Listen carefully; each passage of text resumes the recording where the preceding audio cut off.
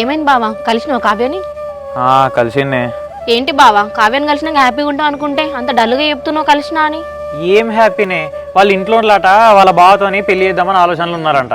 అది తెలిసిందే కదా, అయినా కావ్యకు నువ్వంటే ఇష్టం కదా, అందులో ఎందుకు టెన్షన్ పడుతున్నావు? మాట్లాడుకున్నామే, నేను మాట్లాడినాక వాళ్ళ బావ వచ్చిండే.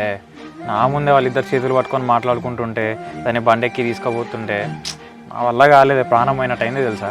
అవునా బావా, మరి కావ్యకి ఎడిపోయింది తెలివి ఎట్లా టచ్ చేయనిస్తుంది, ఎందుకు బండి మీద ఎక్కిపోయింది?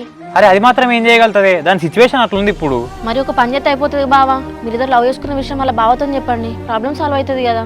అరే అక్కడ వాళ్ళ ఇంట్లో గురించి తెలిసినాక కూడా ఎట్లయిపో ఉంటాయేమో మా మ్యాటర్ వాళ్ళ బావతోని. ఇంత భయపడే అమ్మాయి నిన్ను పెళ్లి చేసుకుని ఎట్లా అనుకుంటున్నావు బావా? వాళ్ళ బావని చేసుకుంటే ఏం చేస్తావు నువ్వు? లేదే, మేము ఈ విషయం మీద ఆల్రెడీ మాట్లాడుకున్నామే.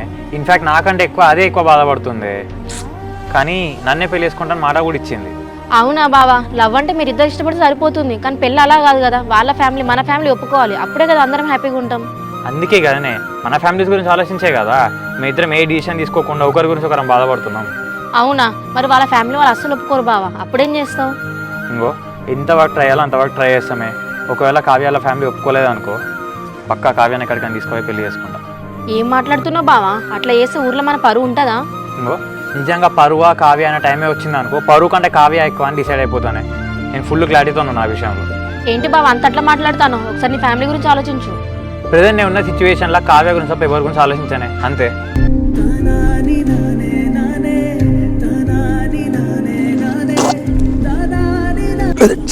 నా చెల్లెని ఇంత గారంగా పెంచిన దాన్ని అది ఇట్లా చెప్తాను అస్సలు అనుకోలేదు.